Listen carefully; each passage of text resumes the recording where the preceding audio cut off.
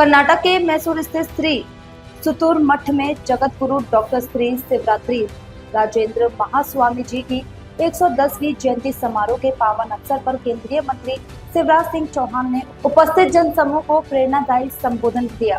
उन्होंने महास्वामी जी के समाज सेवा, आध्यात्मिक योगदान और धर्म के प्रचार में अतुलनीय योगदान की सराहना की। चौहान ने युवाओं को जीवन में नैतिक मूल्यों, शिक्षा और सेवा भाव को अपनाने का संदेश दिया।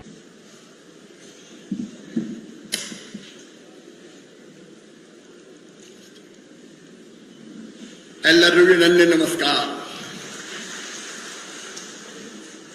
ಎಲ್ಲರೂ ಹೇಗಿದ್ದೀರಾ?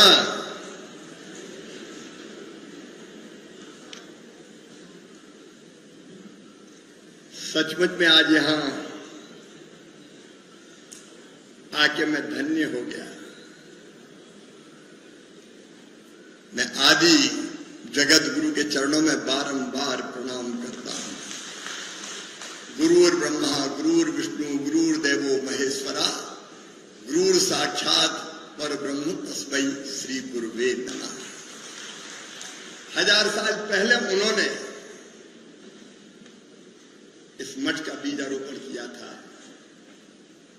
और आज विशाल वट वृक्ष बन के सबको स्नेह और प्रेम की छाया ये मठ दे रहा है। उनके चरणों में प्रणाम। परम पूज्य शिवरात्रि राजेंद्र महास्वामी जी को भी मैं बारंबार प्रणाम करता हूं। सेवा के अद्भुत प्रकल्प उन्होंने प्रारंभ किए। किराए के छात्रावास से प्रारंभ करके आज 400 से ज्यादा संस्थाएं। सरकार से एक मेडिकल कॉलेज मांगो तो हालत खराब हो जाती है, लेकिन यहां तो शिक्षण संस्थाओं की बरसात हो गई। मैं उनके चरणों में बारंबार प्रणाम करता हूं और अपना सौभाग्य मानता हूं कि उनके 110वीं जयंती में सम्मिलित होने आ पाया। परम पूज्य शिवरात्रि देसी केंद्र महास्वामी जी, मैं यही कहता हूं, गुरु गोविंद दो खड़े काके लागू पाए, बलहारी गुरु आपके गोविंदियो बताए। आपकी कृपा के कारण यहां आने का मौका मिला। मैं आपके चरणों में भी बारंबार प्रणाम करता हूं। और जितने कामों की चर्चा भी हमारे मित्र कर रहे थे वो आपके मार्गदर्शन में संपन्न हो रहे हैं।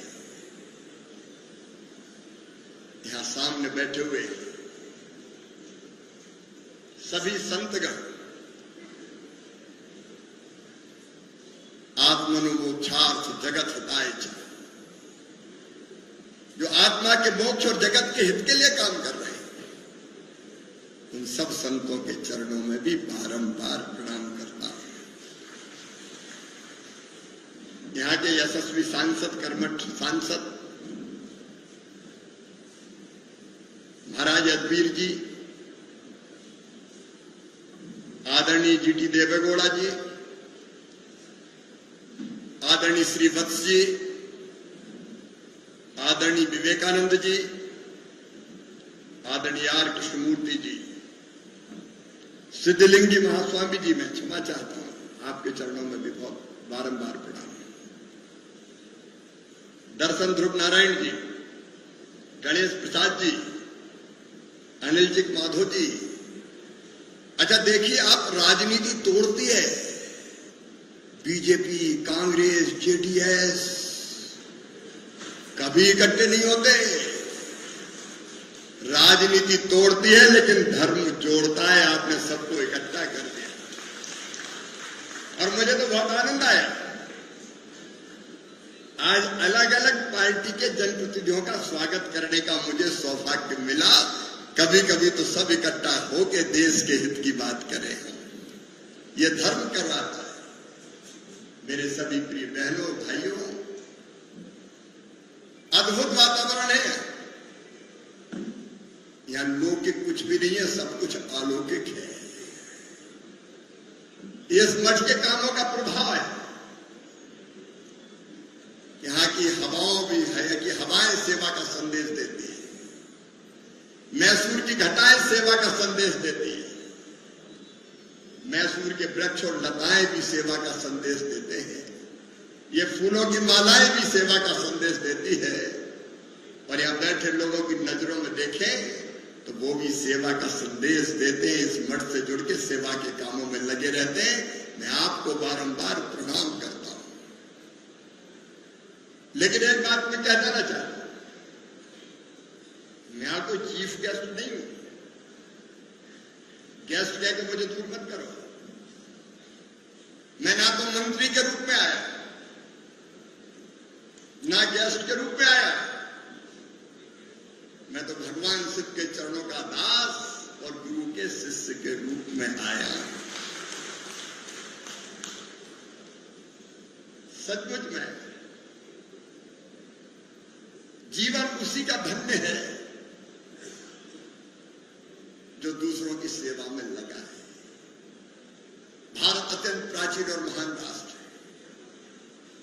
1000 साल पुराना तो हमारे मठ का इतिहास है। इसके भी हजारों हजार साल पहले जब दुनिया के विकसित राष्ट्रों में सभ्यता के सूर्य का उदय नहीं हुआ था, तब हमारे यहां वेदों की ऋचाएं रच दी गई थी। ये वो धरती है जिसने कहा आज नहीं हजारों साल पहले, एकम सत विप्रा बहुधा बदलती। सत्य एक है, विद्वान उसको अलग अलग तरीके से कहते हैं।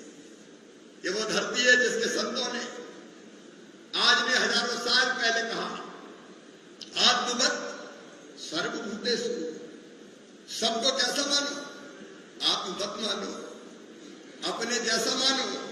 और इसी में से ये भाव पैदा होता है कि कोई अगर भूखा है तो उसको भूखा मत सोने दो, उसको भोजन कराओ, कोई दूसरा है ही नहीं, जियो और जीने दो।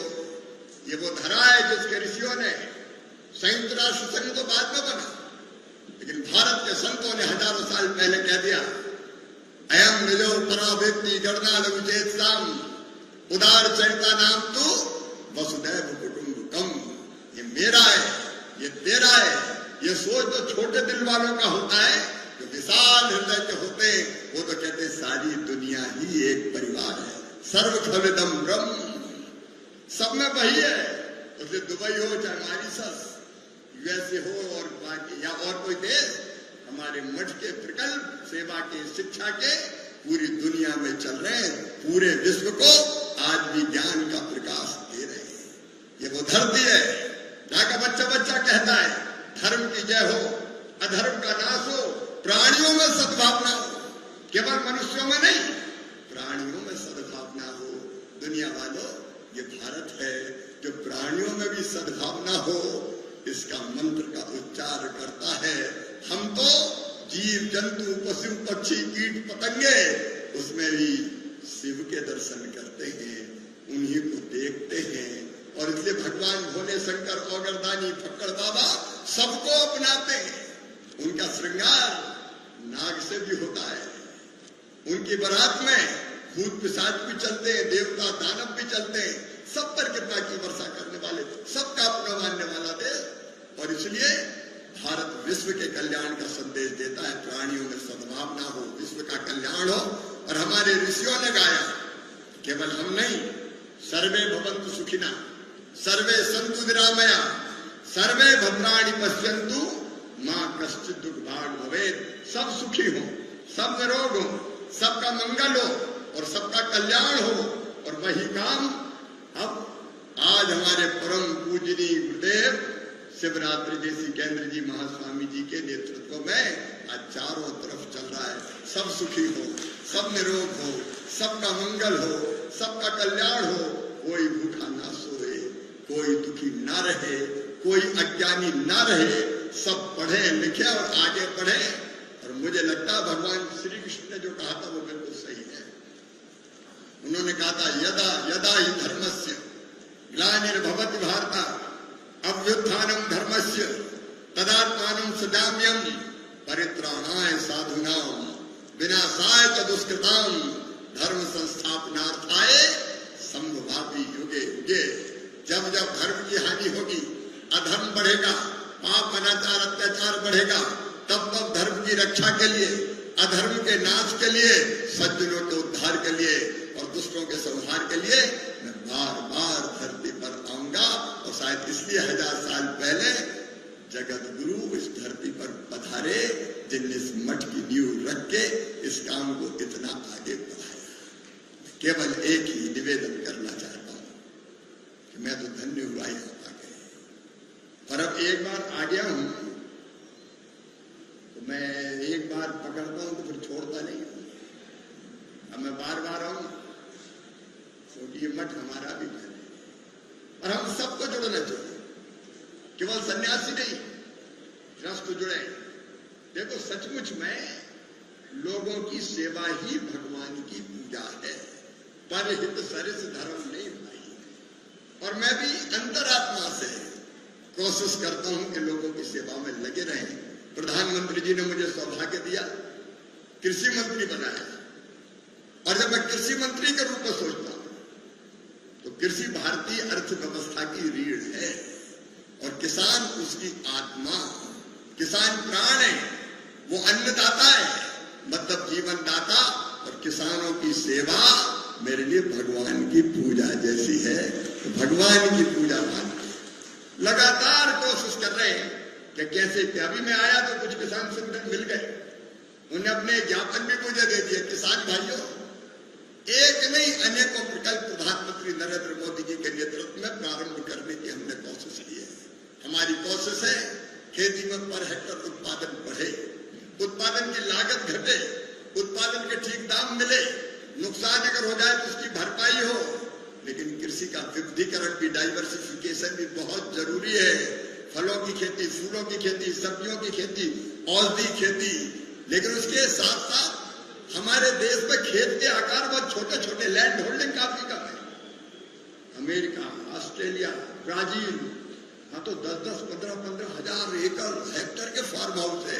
हमारा किसान 1 हेक्टर, 2 हेक्टर, 1 एकड़, 2 एकड़, 2.5 एकड़, इसमें कैसे फायदे की खेती करे। और इसलिए हमारा छोटा किसान जिसके पास लैंड होल्डिंग कम है, इंटीग्रेटेड फार्मिंग के माध्यम से कैसे फायदे की खेती कर पाए, इस काम में दिन और रात लगने की कोशिश की है। आज मठ भी जो कृषि विज्ञान केंद्र संचालित करता है, उससे भी मैं सीखने की कोशिश करूंगा। दिन और रात केवल एक ही कोशिश है कि हम खेती को कैसे फायदे का धंधा बनाए। और आज खुशी है मुझे कहते हुए कि हमारा देश कभी अमेरिका से PL 480 लाल गेहूं लाने पर व्यवस्था इंपोर्ट करते थे, आज भारत गेहूं का एक्सपोर्ट भी कर रहा है। और राइस के तो भंडार भरे पड़े चारों तरफ। कर्नाटक हो, हमारे दक्षिण के राज्यों, इतना चावल पैदा हुआ है कि आज तक के सारे रिकॉर्ड टूट गए। और आप देख लें, भारत अपने देश का पेट तो भरेगा ही, लेकिन दुनिया का फूड बास्केट भी भारत बनेगा, भारत बनेगा। मैं एक निवेदन आपसे करना चाहता हूं, एक प्रार्थना मेरी।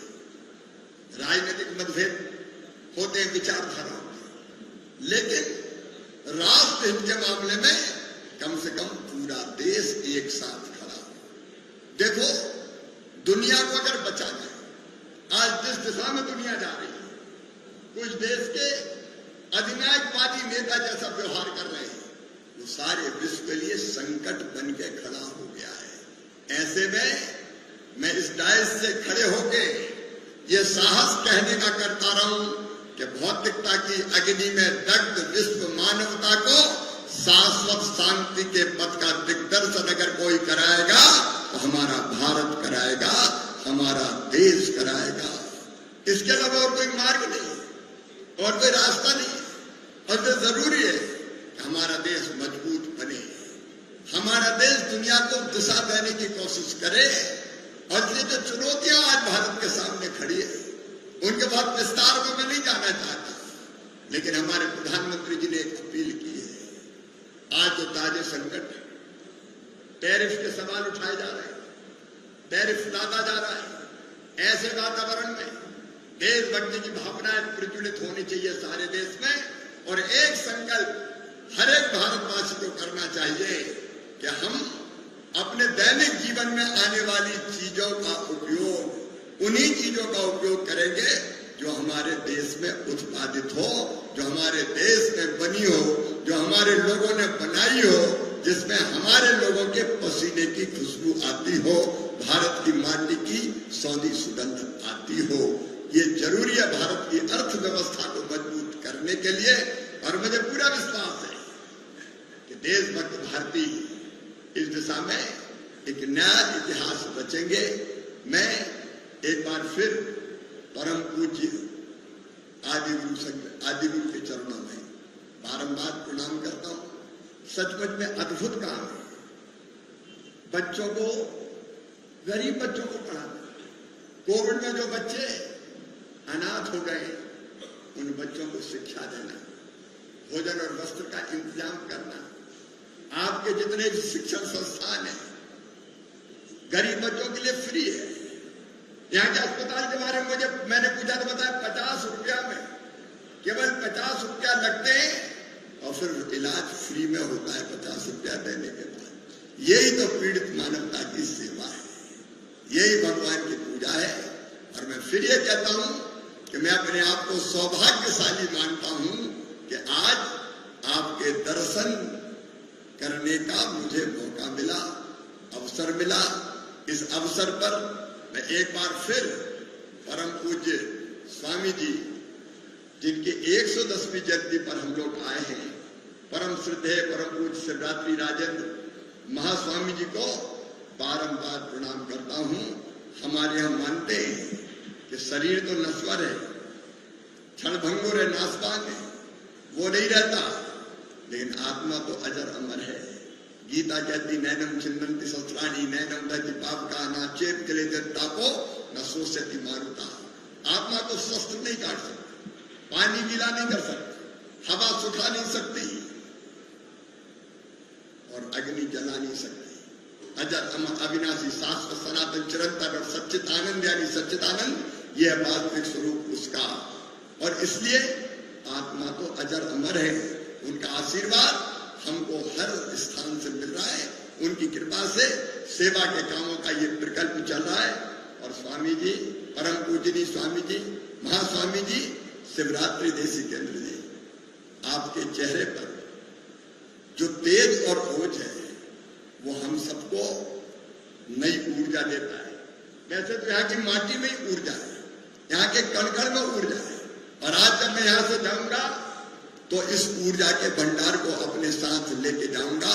और आपके आशीर्वाद से और बेहतर काम हम कैसे अपने किसानों के लिए कर सकते हैं, गरीबों के लिए कर सकते हैं, माताओं बहनों के कल्याण के लिए कर सकते हैं, इसकी कोशिश करेंगे।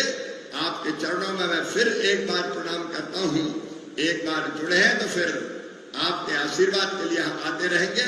और बस केवल एक ही आशीर्वाद दीजिए, आपसे भी और ये बैठे संतों से भी मैं मांगता हूं, हमें सद्बुद्धि देना और सन्मार्ग पर चले, इसकी कृपा करना। नेताओं की बुद्धि बहुत जल्दी बिगड़ जाती है, कई बार पद भी बिगाड़ देता है, राजनीति की राहें भी रफ्तीली होती है। लेकिन हम ठीक दिशा में चलें और लोगों की बेहतर सेवा करें, ये कृपा हम पर जरूर करना, ताकि सबकी सेवा करते हुए हम अपने मानव जीवन को सफल, सार्थक और धन्य बना सकें, अपनी जनता की बेहतर सेवा कर सकें, जनता को गरीबी से उबार सकें और दुनिया के कल्याण का मार्ग भी भारत प्रशस्त कर सके।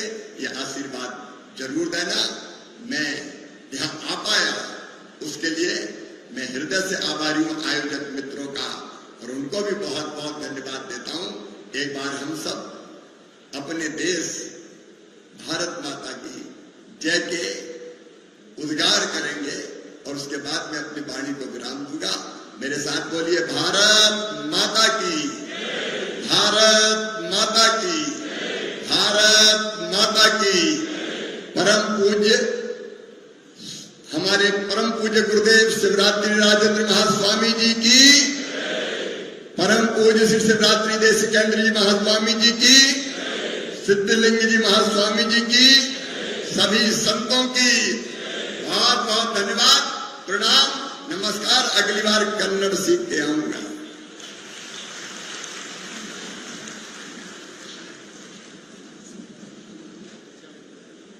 I profusely thank the Honorable Minister for his inspirational speech. Now I request the Honorable Minister to receive blessings from His Holiness Swamiji.